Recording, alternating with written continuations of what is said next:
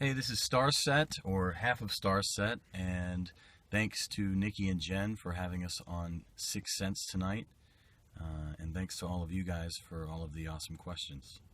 So let's start. We're sitting in the van, by the way, right now. We wanted to give you guys what is that doing? I don't know. Give you guys an understanding of where we live. So, first up, What's the craziest thing you've seen or encountered while on tour?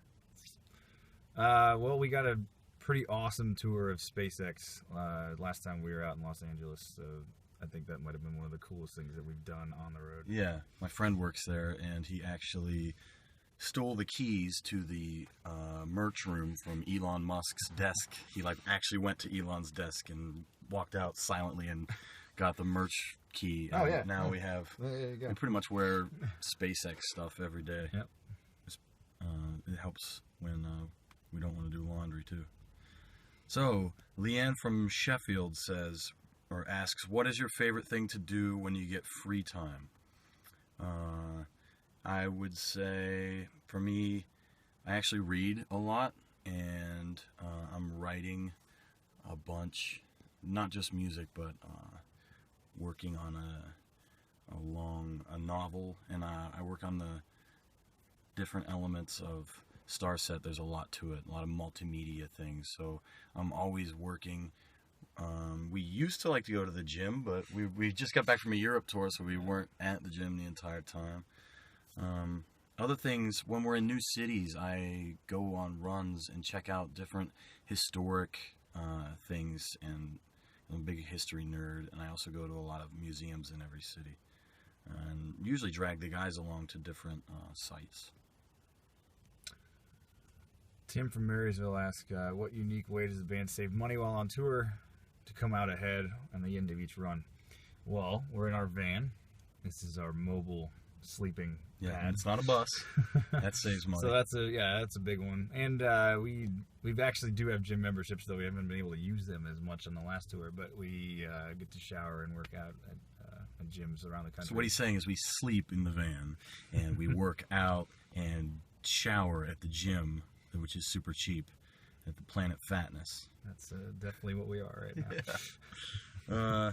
Nick from Quebec asks, would you consider yourself more extroverted or introverted?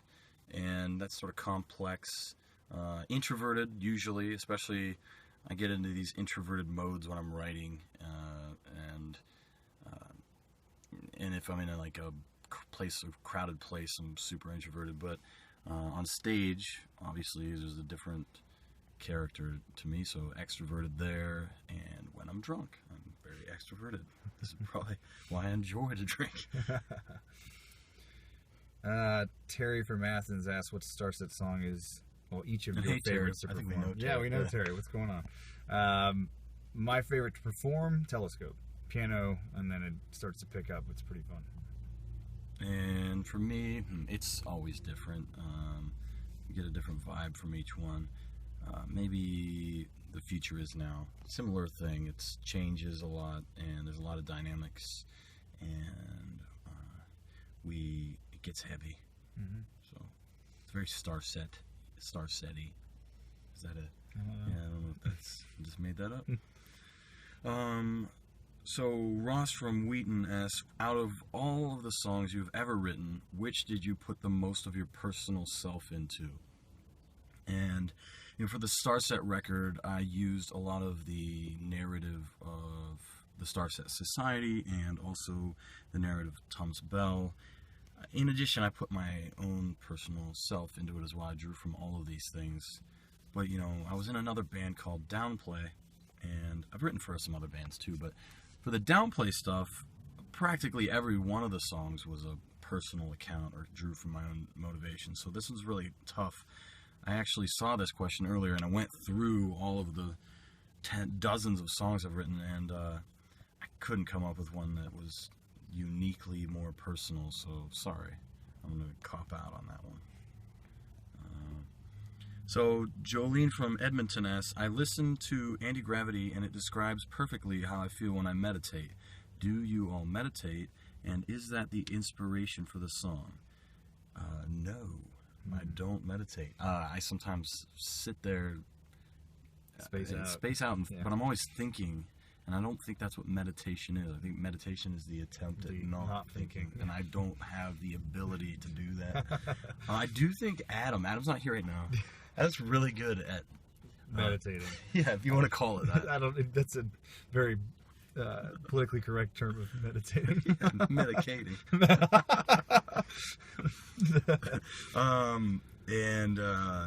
What is that? The inspiration of the song? No, definitely not. I can understand how it would feel like meditation. It's about letting the weight of the world slip away. So maybe I should get into meditation. That would be a nice feeling. Let's see. Devin from Madison asks, are you guys working on any new songs? I hope you keep spreading the message with new songs in the near future. Right now, I'm not writing specifically new songs for Starset. We're still waiting to see what the next campaign of the Starset Society will be, and the songs will be written around that. So that's still in the works, and we will get on it soon. But as for spreading the message, the novel will be coming out soon, which really, really explains that entire world much better. Jesse from Riverton says, Transmissions is such a fantastic album. Thank you. And is there a certain story you want it to tell from start to finish? Yes, and I guess I sort of said that in the last question. The novel, there's an overall narrative and an overall belief and theme of the Starset Society, which is very broad and specific, and we realized that a novel was required to explain that very thoroughly and succinctly. So the novel will be out later this year, which will explain all of that. In the meantime, you can check out our graphic novel or our various websites and videos to get a brief account of what it's all about. Priscilla from Laurel Hill. Laura Hill. Thought it was Lauren Hill. Sorry, Priscilla. Who are your musical inspirations growing up? I have some embarrassing ones, and I have some less embarrassing tell ones. us the truth, Ron. Well, I think the first CD I owned was the Spin Doctors. Definitely listened to Pearl Jam growing up, and I think the other one embarrassing one was Hootie and the Blowfish. Yes. But, yeah. But I mean, come on, we all listen always to had a Metallica little bit and of other frat things, rock but, in him. Yeah, of course. Me, it would be, mine aren't super cool either. My mom listened to a lot of Genesis, actually. And I actually decided to play drums based on the one drum riff that was in the air tonight, I think. And Michael Jackson, and my dad listened to Neil Diamond while he was lifting. You really get him pumped up, And so that was beginnings. Awesome. And then on my own discovery, it was like Weezer and Metallica, and then it was off to grunge and stuff. But yeah, and then it's just always continued since then. Ryan from Tucson. Oh, you got this. What's the most memorable gig you've ever played? I think most recently, and I think it's still pretty going to be much memorable for a while, is one we did out in Boulder at the planetarium. Just kind of a crazy, a lot of gigs you have are big crowds or really cool experiences, but this was just a totally, it just took over. The scene of it, the media that was going on in the dome, it was pretty awesome to be in. Yeah, super immersive, and yeah. We have a video up from that if you want to check it out, and there'll be another one coming soon. There's a lot of photos. It was pretty amazing. And it is a close second, I guess, would be the county fair gig I played back in the day. I think it was my first paid gig. It was a pretty amazing thing right there by the sheep barn.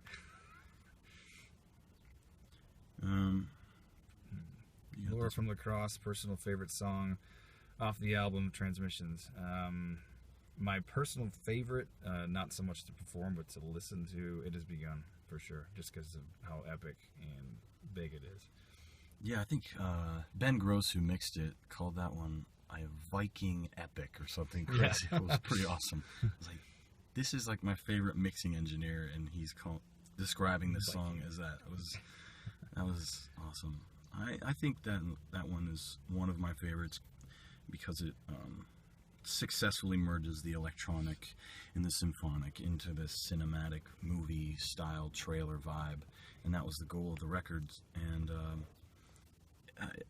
other than that, I think Halo is a big one for me. Lyrically and melodically, it was a sort of a home run, and that's actually our third single, so we'll see if people agree or not soon. Justin from Lennon, what song or artist on your playlist would we probably be shocked to find? Well, you could probably find this on our Spotify playlist, but the guy's name is Johnny Dowd. Yes. And if you listen to it, you might understand what kind of state of mind we might be in when we're listening to it. And meditating. Yeah, meditating. That's it. That's it. Yeah, it's off the wall. It's ridiculous. I love it. I guess I would describe it as alt psychedelic country or something. Yeah. I don't know. Or Johnny Dowd. No. Just Johnny Dowd. Other than that, I listen to a lot of, we all do, but really wide ranging stuff. We listen to the 1975 more than probably anything else, or like Owl City and Phoenix, but then super heavy stuff, so it's interesting. Amber from Los Angeles asks, are there any artists out there that you are dying to collaborate with? Johnny Dowd? No, probably not. That'd be weird. Yeah. Let's see. Some of the obvious ones, some of the EDM artists, or a lot of different electronic artists I really think could help expand the Starset sound. People like Deadmau or Spore, or even Skrillex would be amazing. But also, this band is cinematic, so it would be unbelievable to work with someone that scores movies like Hans Zimmer, who did Inception and the Batman soundtracks.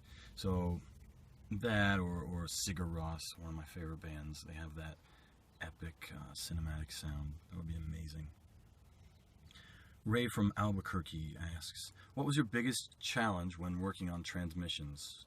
Maybe it was the bar I had set. I wanted to come out the gate with something that had its own sound and had songs that were, there were no duds on it, and I wanted also to have a seamless record. Nowadays, a lot of bands will make a collection of singles because that's how most people listen to their songs. They pick out the ones they like, and that sort of formed a culture. When the bands go to write the record, I wanted to do a record that was one piece, and to do that was hard, especially right out the gate. Other challenges were money. We didn't have a record deal at first, and then personal challenges. I had lost another record deal, and I didn't have a full-time job while I was writing this record, so I was super poor and broke, and my actual life is falling apart while I'm building this thing that I think could be cool, and it was a challenge. So, Lisa from Saraland. That sounds like something out of like Mad Max or something. Do you have a favorite constellation? If so, what makes it special to you? For me, constellations are so 16th century. It's all about the nebula. I don't even know what I'm talking about. Nebulas, yeah, though. Like, constellations are boring. Like, oh, look at that. If I stare at that for like 30 hours, that might look like a horse on a man on a horse. Nebulas are epic. We haven't seen things like this for more than the last couple decades with Hubble and other newer space telescopes, and they're way more exciting for me. Krista from New Orleans asks, can you explain the Starset Society to us? Well, I touched on this earlier. That would take an hour to actually explain. In short, a message sent from the future to warn us of our potential potentially troubling near future, at the hands of manipulated technology. And that's the premise of a lot of the narrative. The Starset Society in general is a group dedicated to promoting things of a scientific nature that aren't at the in the public eye, so to speak. So they're promoting that, and they're using Starset to promote that. And the narrative, the overall narrative that we're a part of, it requires a novel actually to explain. So that will be out later this year. You got this one. Wendy from Dustin. It says Wendy from Dustin. I think I know who this is. I hope the town of Dustin's quite nice. Congrats to the band on all the awesome success so far. My question is, boxers or brief? Neither. But yeah. Yeah, it depends on how long into the laundry cycle you are. But the answer for Adam and Brock, it's banana hammocks, I think. It starts at boxers, and then, it's nothing. Then, yeah. Actually, I learned my lesson. It'll never be nothing. I walked on stage once, and my pants ripped on a cabinet all the way down the front. So I'll always be wearing something under there. Yeah. Hannah from Ohio. Why do you want to try this one? Biggest accomplishment, and what has been your total faceplant failure? Well, I know you can answer the second part of that. Biggest accomplishment? Man, I think we're really just happy to get this project off the ground and running. It's been, every day is a new accomplishment, that's for sure. Yeah, so I don't think there's anything that's biggest at this point. But speaking of every day, we're just at the gym today and look up and the song is playing at the gym. That's weird. It's been pretty cool. Yeah. And this faceplant failure. Yeah, this I was is in recent. Germany. We didn't have much stage room, being the first band. And that happens a lot, and it's just the way it works. But I actually face planted on the stage, so that might not have been my biggest faceplant failure. I have plenty. You have to go. That was a physical faceplant. Yeah. So I guess, and I agree with, Starset really has been my biggest accomplishment. I've done some weird stuff, some cool stuff, but this is starting to get to a level that it never was expected, and a little bit mind-blowing. So,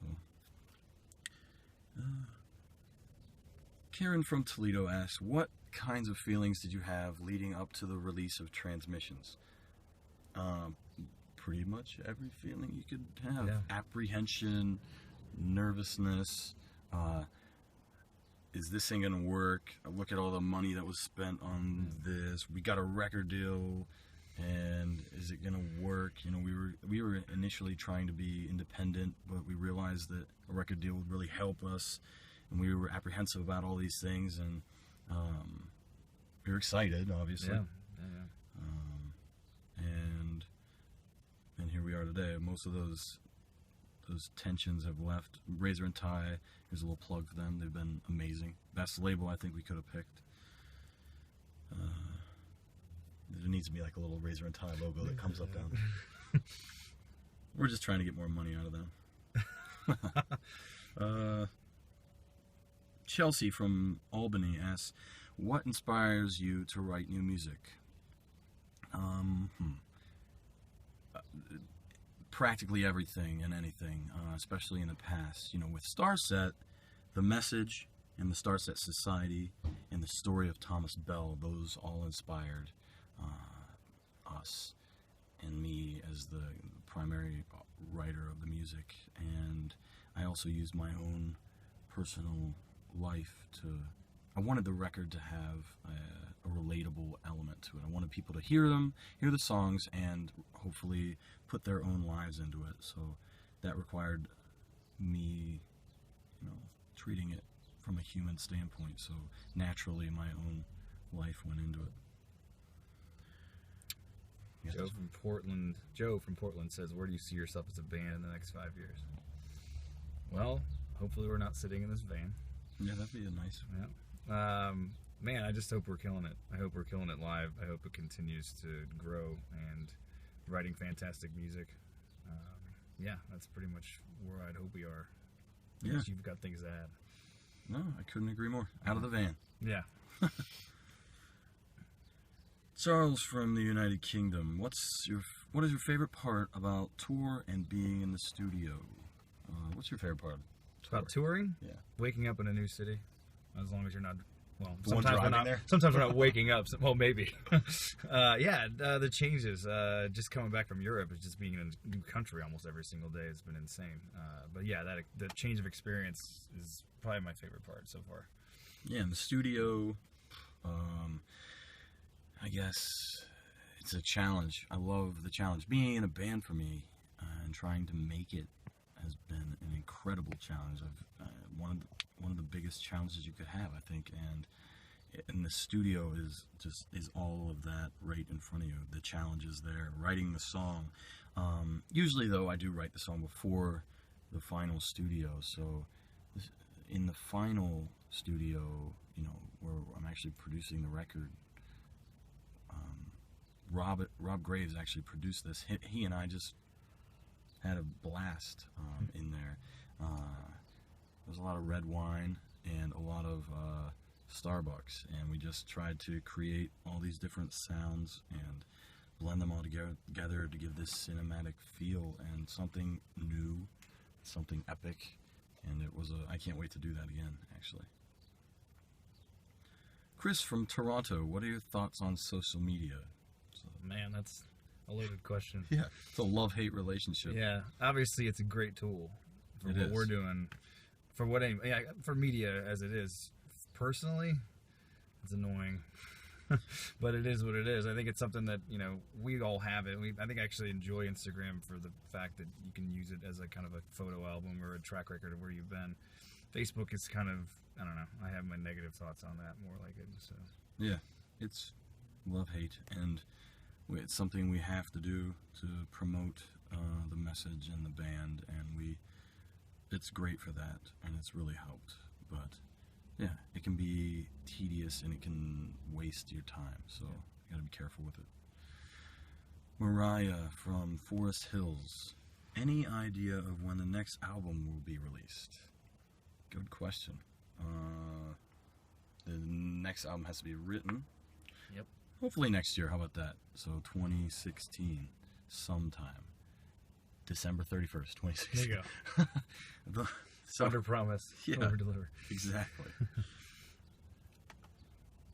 Tom from Philadelphia asks, Dustin, can you describe your fascination with space and how it inspires you as an artist? I think the beginnings to my fascination with space started a similar time to every other kid, right when they start talking about it in science class and you start seeing it on TV or PBS, which is like the only channel I had as a kid.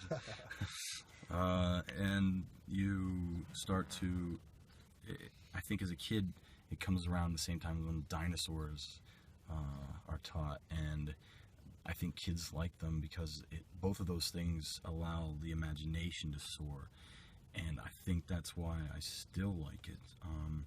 My fascination with space from a more tangible aspect grew as I developed my scientific brain and became an engineer and realized, hey, maybe I'll do space engineering. And I went to the International Space University and learned these things and went back and did some teaching. And so I've sort of developed the hands-on love for space and always maintained that magical, imaginative, anything's possible aspect of space, and drew upon that with Starset for sure. Da-da-da. Keenan from Jacksonville asks, what band have you enjoyed being on tour with the most? The last tour within this moment, in the U.S., last tour within this moment, and 12 Foot Ninja, great bands to be with, awesome artists to hang out with. Yeah. I think in the early days when we first started getting rolling, we were out with Gemini Syndrome. We were out with them a good amount. Made awesome friends with those dudes, and then Framing Hanley, Devour the Day. Fun with them all. Yeah, great dudes to be with. So that's, for now, that's been a good experience with almost everybody we've been out with. Looking forward to meeting a lot more, that's for sure. The next tour with Hailstorm and the Pretty Reckless, hoping to hang out with them a lot. Yeah. And the festivals we have coming up, we're hopefully going to meet a lot of bands. There's bands on those bills that are inspirations to us. Yeah, absolutely. Like the 8th grader in me is going to probably fangirl.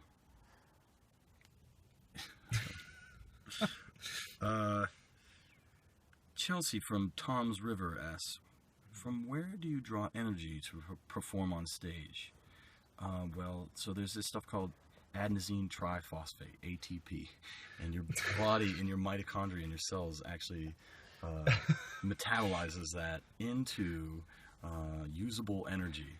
And I draw from that, from basically glucose that's been Red drawn Bull. from, Skittles. from food intake. Yes, actually, Skittles. Skittles. No, Red Bull for sure. Yeah. You know, if it were we draw the line at Red Bull. You know, hopefully we're never no. we don't go further than that. No. But yeah, and then mentally, to take your question more seriously, I try to take every show super serious, super serial, and I just think about how important it is for these people that are out there. They may have driven 100 miles and they've paid X amount of dollars to see us. We can't just phone it in. And this is something I wanted to do when I was in 8th grade. So every night, has to be like that. It can't just, it's the 5th show this week, whatever.